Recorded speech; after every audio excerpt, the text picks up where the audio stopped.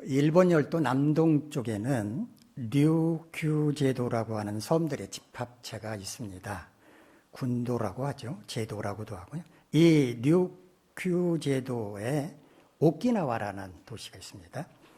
일본 행정구역 명칭으로는 오키나와 현인데, 이 현은 일본의 지방공공단체 중에서 가장 큰 행정구역입니다. 오키나와 현은 주민들이 살고 있는 40개 유인도, 그리고 사람이 살지 않은 수많은 무인도로 이루어졌다고 합니다.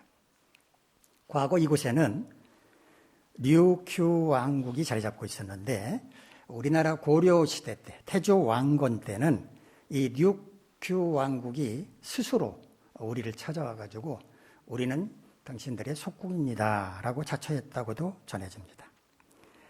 고려시대에 최씨 정권 시절 경찰과 군대 기능을 담당했던 삼별초라는 세력이 있었죠. 삼별초가 이곳에 자리 잡았던 것으로 추정을 하고 있는데, 일본 메이지 시대 때 일본 제국의 병합이 되었다고 합니다.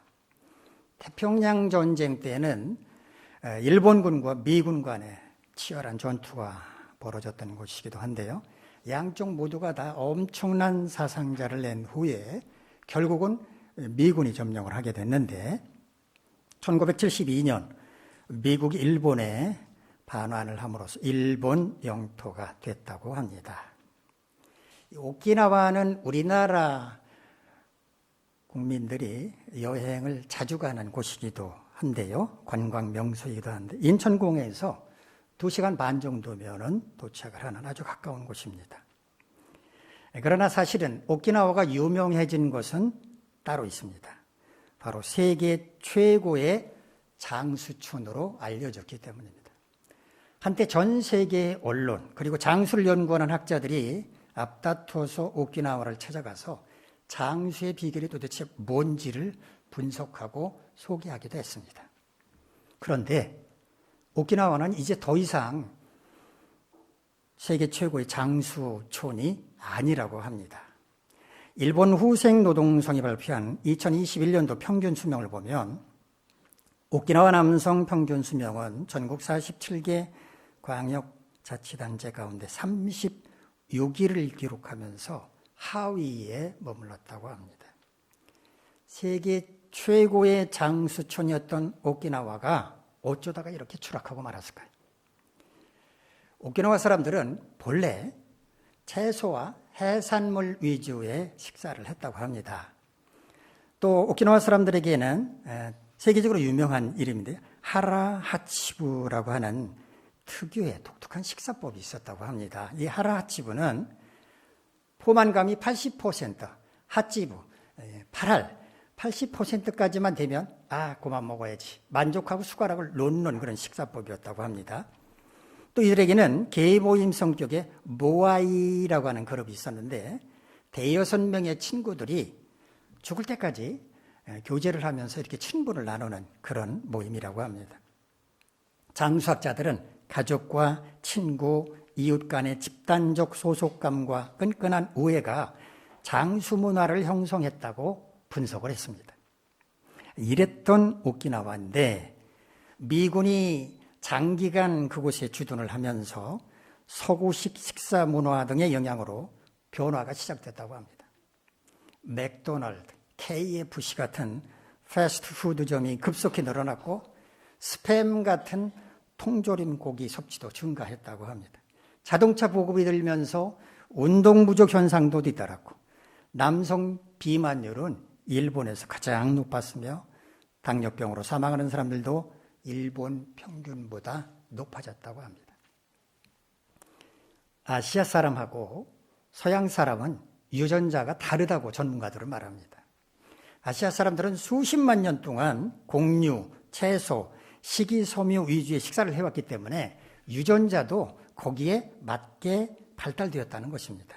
그런데 이런 유전자를 가진 아시아 사람들이 동물성 지방질 위주의 서구 식사를 하게 되면 비만이 늘고 동맥경화가 증가할 수밖에 없다는 것입니다.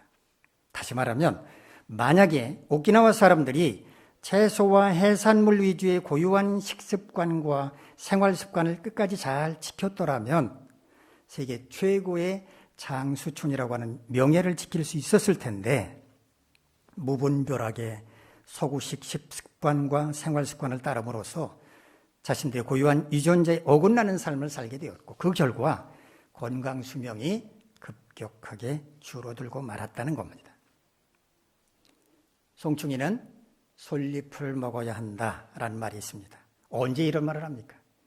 자신의 처지나 분수에 맞지 않게 살다가 실패했을 때 사람은 분수에 맞게 살아야 돼 라고 말하면서 이런 말을 합니다. 또 송충이는 솔잎을 먹어야 한다는 말은 자신이 타고난 체질에 맞게 살아야 한다는 의미도 됩니다. 이 말을 우리 그리스도인들에게 적용한다면 하나님의 백성다움을 잃어버려서는 안 된다라고 말할 수 있을 겁니다. 오늘 이 시간에는 본문의 말씀을 중심으로 이런 얘기를 함께 나눠보도록 하겠습니다. 오늘 본문은 산상수훈의 맨 첫머리에 해당합니다.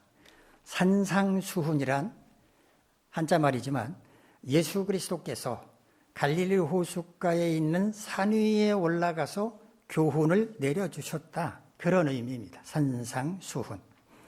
특히 오늘 본문의 말씀은 팔복으로 유명하죠. 널리 알려져 있습니다. 믿지 않는 사람들도 팔복에 대해서는 잘 알고 있습니다. 이스라엘 성지 순례를 가면 반드시 들러야 할 필수 코스 가운데 갈릴리 주변에 있는 팔복교회가 있는데요. 예수님께서 산상수훈을 선포하셨다고 보는 그 장소, 거기에 세워진 기념교회가 바로 팔복교회입니다. 화면으로 보시는 것처럼 그렇게 높은 곳이 아니라고 하는 것을 알 수가 있습니다. 말이 산이지 갈릴리 주변에 있는 약간 높은 곳이다. 이렇게 보면 되겠습니다. 이때 예수님의 말씀을 듣고자 몰려든 사람들은 누구였는가? 자, 오늘 본문 1절을 보시면 예수께서 무리를 보시고 산에 올라가 앉으시니 제자들이 나왔다라고 기록하고 있습니다. 예수님은 많은 사람들이 몰려온 것을 보시고 그들에게 효과적으로 말씀을 전달하기 위해서 높은 곳으로 이동을 하셨다는 말입니다. 지금 제가 말씀을 전하는 이 강대상은 여러분이 앉은 회중석보다 좀 높은 곳에 있죠. 이렇게 배치하는 이유가 뭐겠습니까? 높은 곳에서 회중들을 바라보면서 말을 할 때 효과적으로 전달할 수 있기 때문입니다. 예수님도 아마 그러지 않았을까 하는 생각이 듭니다. 높은 곳에서 회중들을 바라보면서 말씀을 전하시고자 하셨다는 말입니다. 그런데 이때 제자들이 예수님께로 나왔다라고 말합니다. 나온다라는 말은요, 헬라어 프로세르코마이라는 말인데요. 접근하다, 가까이 다가간다 이 뜻입니다. 그러니까 제자들은 예수님께로 가까이 다가갔고 회중들은 그보다는 좀 먼 곳에 이렇게 앉아 있었다. 그런 말입니다. 2절을 보면 예수님이 이들에게 이불료로 가르치셨다라고 말합니다. 산상수훈은 제자들과 회중들을 가르치기 위한 설교였다라고 하는 것을 알 수가 있습니다. 이제 예수님께서 말씀하신 8가지 복에 관해서 자세하게 살펴보도록 하겠습니다. 첫 번째, 심령이 가난한 자는 복이 있나니 천국이 그들의 것이며. 먼저 복이란 말을 살펴볼까요? 복, 우리도 좋아하고 새해가 되면 새해 복 많이 받으세요라고 복이란 말을 많이 하는데, 자, 오늘 본문에 나타난 복은 뭘까요? 헬라어 마카리오스라고 하는 말을 우리말로 복이라고 번역을 했는데요. 이 말은 은총을 입은, 행복한, 축복을 받은 이런 뜻입니다. 하나님께서 내려주시는 행복이라고 하는 은총, 그게 바로 마카리오스, 복이라는 뜻입니다. 심령이 가난한 자에게 하나님께서 행복이라고 하는 은총을 내려주신다라는 말씀인데, 그럼 심령은 뭘까요? 심령이 뭡니까? 헬라어 원어를 보면 푸뉴마라는 말을 이렇게 번역을 했는데, 이 말은 본래 바람, 공기, 호흡, 영혼, 성령을 가리키는 말입니다. 오늘 본문이 아닌 다른 곳에서는 주로 성령이라고 번역을 합니다.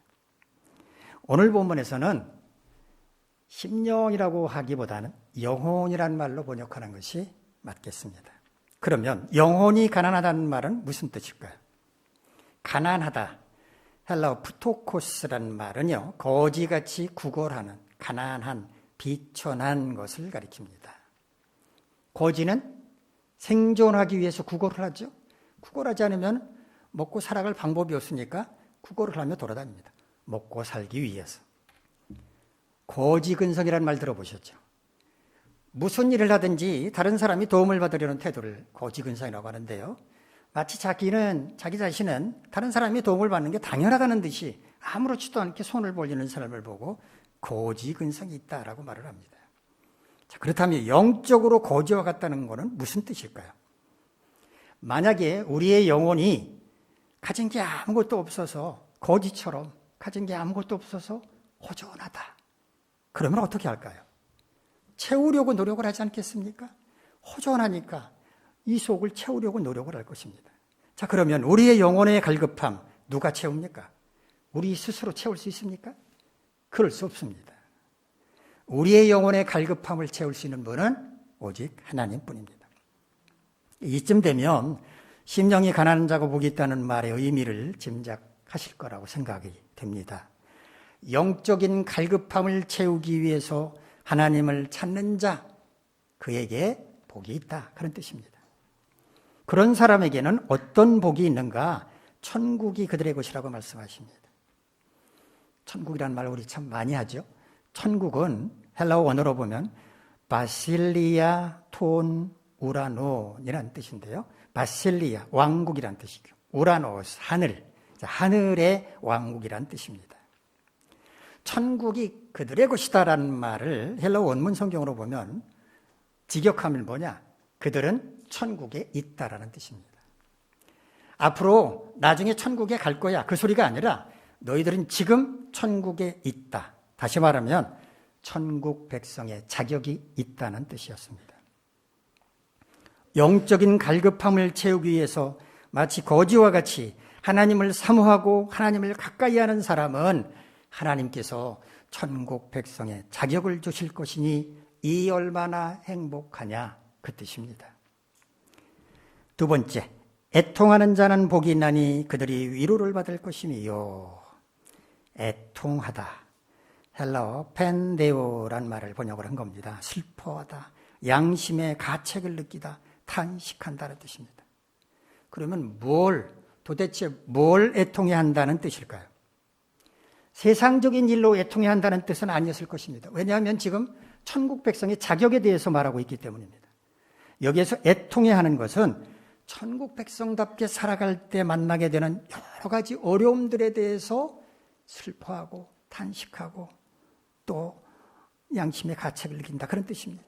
예를 들면 예수를 믿는다는 이유로 부당한 대우를 받는다거나 핍박을 당함으로 슬퍼하는 사람, 그 사람은 하나님으로부터 위로를 받는 은총을 누리게 될 것이라는 말씀입니다. 세 번째, 온유한 자는 복이 있나니 그들이 땅을 기업으로 받을 것이며, 온유하다, 헬라어 프라우스라는 말을 번역한 건데요. 얌전한, 친절한, 인자한, 너그러운, 관대한, 여러 가지 뜻이 있습니다. 한마디로 말한다면 사람이 좋다는 뜻입니다. 이런 온유한 사람은 땅을 기업으로 받는다고 말씀을 하십니다. 기업으로 받는다라고 우리말로 보니까 헬라어는요, 클레로모메오라는 뜻인데 자신의 몫으로 받는다, 상속받는다, 그 뜻입니다. 온유한 자가 땅을 상속받는다는 게 무슨 뜻일까요? 예수님께서 말씀하신 이 땅은 지금 우리가 생각하는 부동산 개념의 토지를 의미하는 것은 아닐 것입니다. 약속의 땅 가나안처럼 하나님이 약속하신 것을 얻는다, 온유한 자가 결국 승리할 것이다 라는 의미로 말씀을 하셨을 겁니다. 네 번째, 의에 줄이고 목마른 자는 복이 있나니 그들이 배부를 것이며.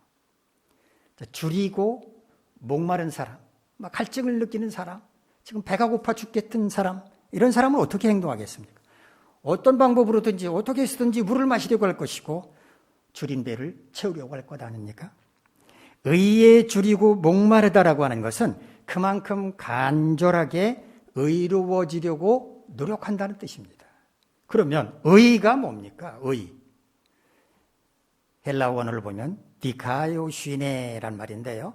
공정하고 정의롭고 정직한 것을 가리킵니다. 우리는 세상에서 공정하고 정의롭고 정직한 모델 찾을 수 있을까요? 없습니다.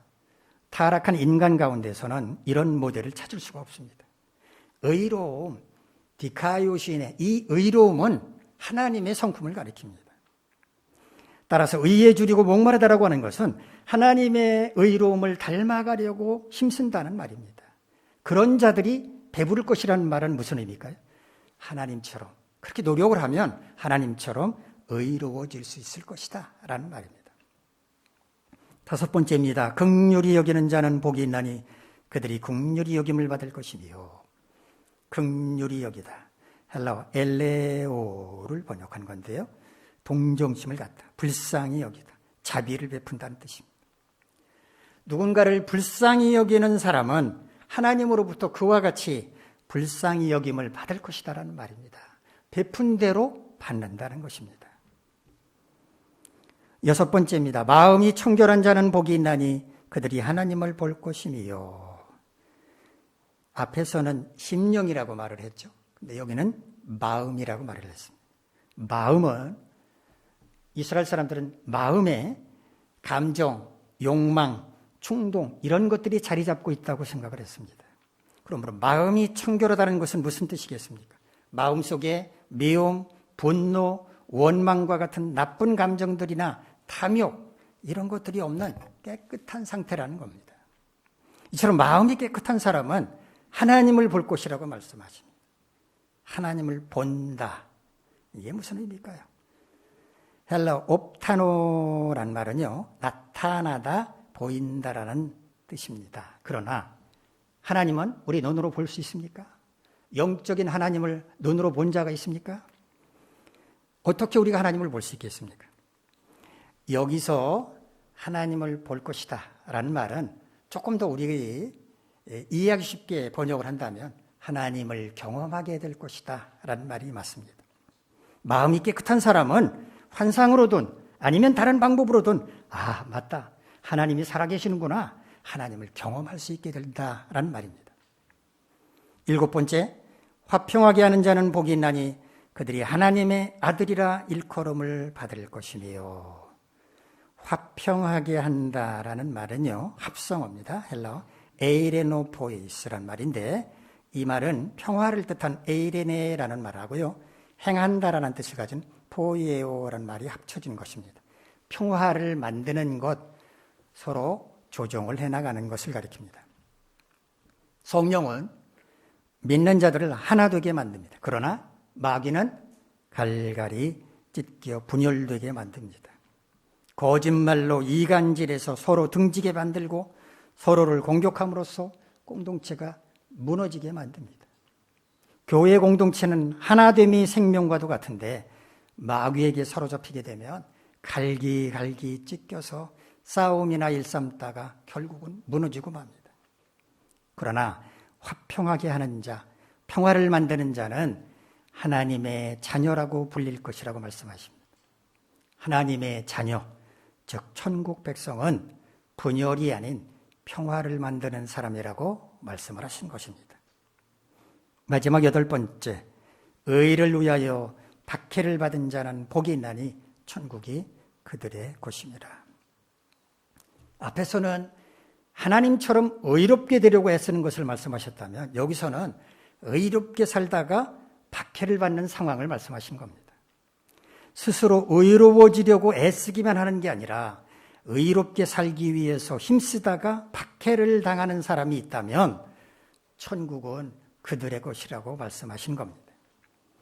앞에서 살펴본 것처럼 천국이 그들의 것이라는 말씀은 헬라 원문대로 하면 그들은 천국에 있다는 뜻입니다. 천국 백성으로서 자격이 충분하다는 것입니다.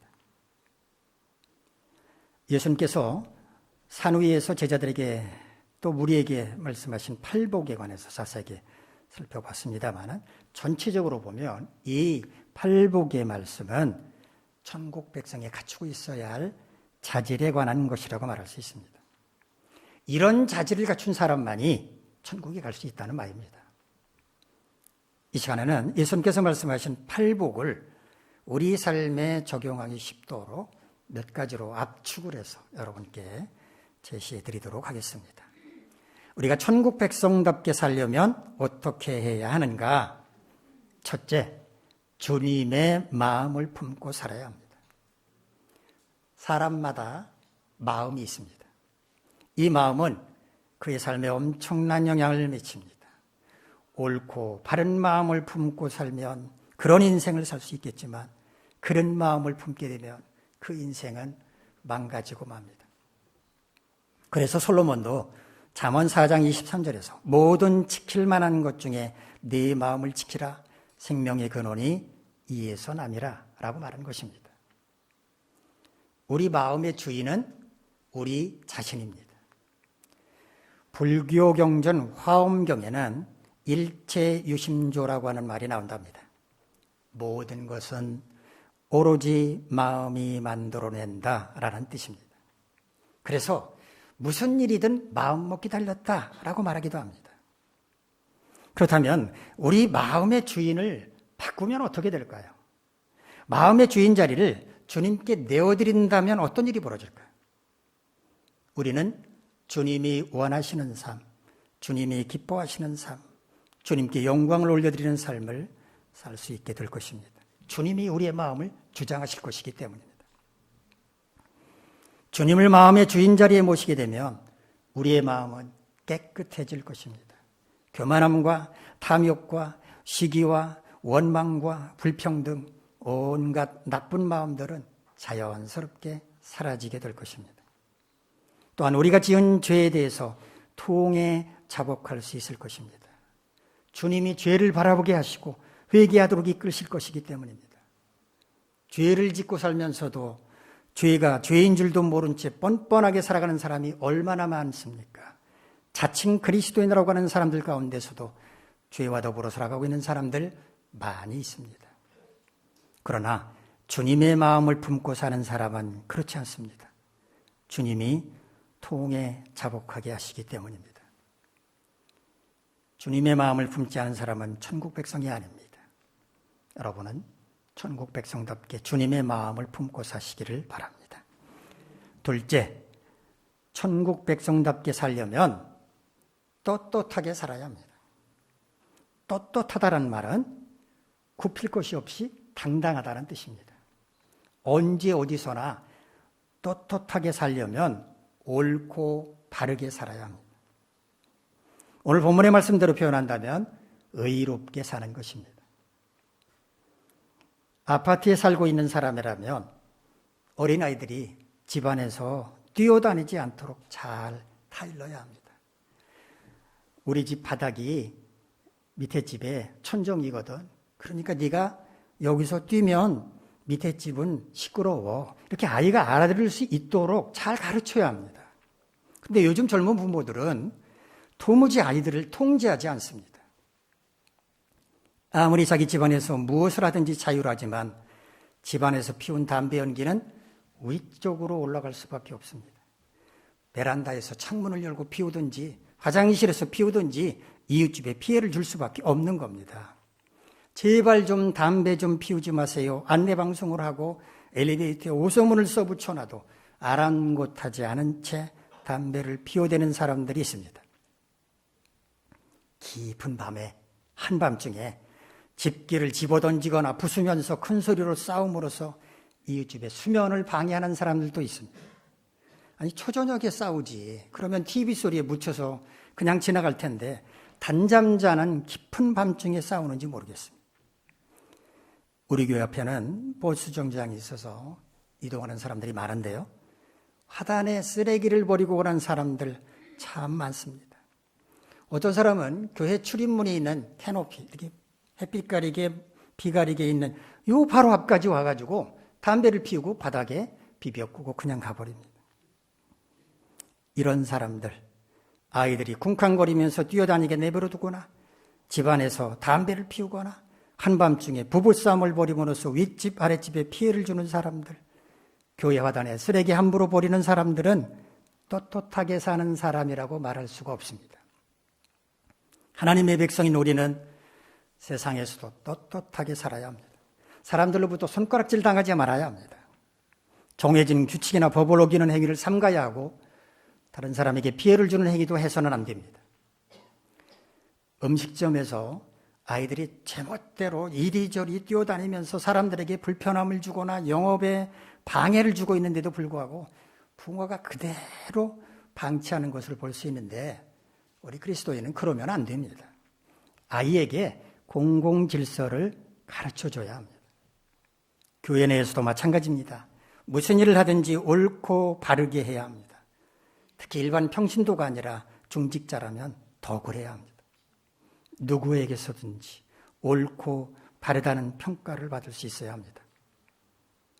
천국 백성은 세상에서나 교회에서나 떳떳하게 살아야 한다는 것 명심하시기 바랍니다. 셋째, 천국 백성답게 살려면 평화의 도구가 되어 살아야 합니다.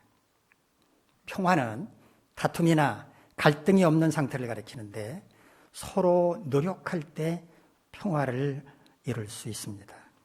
자기 주장만 고집하면 평화는 이룰 수가 없습니다. 남한과 북한이 왜 평화를 만들지 못할까요? 서로 자기 주장만 하기 때문에 그렇습니다. 그렇다고 해서 이념이 서로 다른데 자기 주장 포기할 수 있습니까? 아마 그런 일은 일어나지 않을 겁니다. 그러므로 남과 북은 서로 평화를 만들기가 굉장히 어려운 것입니다. 평화를 만들려면 온유한 마음으로 상대방을 대하고, 불쌍히 여기는 마음, 양보하고 배려하는 마음, 자신이 기꺼이 손해라도 보겠다는 마음이 있어야 가능합니다. 그렇지 않은 채 평화를 바란다고 하는 것은 그저 환상일 뿐입니다. 부부간의 갈등을 조정하여 화해를 만들려는 프로그램들을 TV에서 종종 볼 수가 있는데, 이런 프로그램에 등장하는 부부들에게는 공통적인 특징이 있다는 것을 발견하게 됐습니다. 부부간의 대화가 굉장히 공격적입니다. 우리가 보기에는 그냥 넘겨도 될 문제 같은데 트집을 잡는다거나 날카로운 반응을 보임으로써 상대방의 기분을 상하게 만들었습니다. 그런 모습을 보면서 평화는 코조 이루어지는 것이 아니라 양보하고 포기하고 배려할 때 가능하다는 것을 깨닫게 됩니다. 여러분이 속한 가정이나 교회나 일터에 평화가 없다면 그 이유가 뭔지 곰곰이 한번 생각해 보시기 바랍니다. 물론 여러분 혼자 노력한다고 해결될 수 없을지는 모르지만, 여러분부터라도 먼저 양보하고 포기하고 배려함으로써 평화를 만들어가려는 시도를 해보면 어떨까요? 그럴 때 상대방도 여러분의 변화된 태도를 보고 자신도 변화해보려고 노력할지 누가 알겠습니까?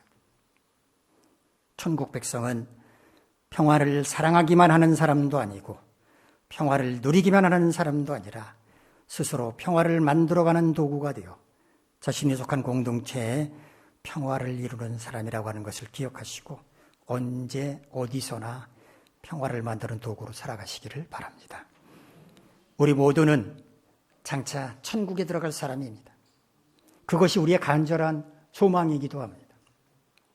천국은 구원열차에 올라타면 곧장 직행할 수 있는 곳입니까? 우리가 즐겨 부르는 복음성가의 가사는 그렇게 되어 있습니다마는 철로 역정을 보면 천국문에 이르는 길은 멀고도 험합니다. 오늘 본문에서 예수님은 8가지의 복에 관하여 말씀해 주셨는데, 이 말씀은 천국 백성의 자질에 관한 것으로 천국 백성이라면 이렇게 살아야 한다라고 강조를 하신 것입니다. 우리가 천국 백성답게 살려면 어떻게 해야 합니까? 첫째, 주님의 마음을 품고 살아야 합니다. 마음의 주인 자리에 주님을 모심으로 교만함, 탐욕, 시기, 원망, 불평등을 다 내쫓고 죄에 대해서 통해 자복할 수 있어야 합니다. 둘째, 떳떳하게 살아야 합니다. 정해진 규칙이나 법을 어기는 행위를 삼가야 하고 다른 사람에게 피해를 주는 행위도 해서는 안 되며 누구에게서든지 옳고 바르다는 평가를 받을 수 있어야 합니다. 셋째, 평화의 도구가 되어 살아야 합니다. 온유한 마음, 불쌍히 여기는 마음, 양보하고 배려하는 마음, 자신이 기꺼이 손해라도 보겠다는 마음으로 평화를 만들어가야 합니다. 여러분 모두 이와 같이 천국 백성답게 살아가시기를 간절히 바랍니다. 기도하겠습니다. 거룩하신 하나님, 우리 모두가 천국 백성답게 살아갈 수 있도록 우리의 마음을 주장하시고 우리의 일거수 일투족을 주장하여 주시옵소서. 예수님의 이름으로 기도하옵나이다. 아멘.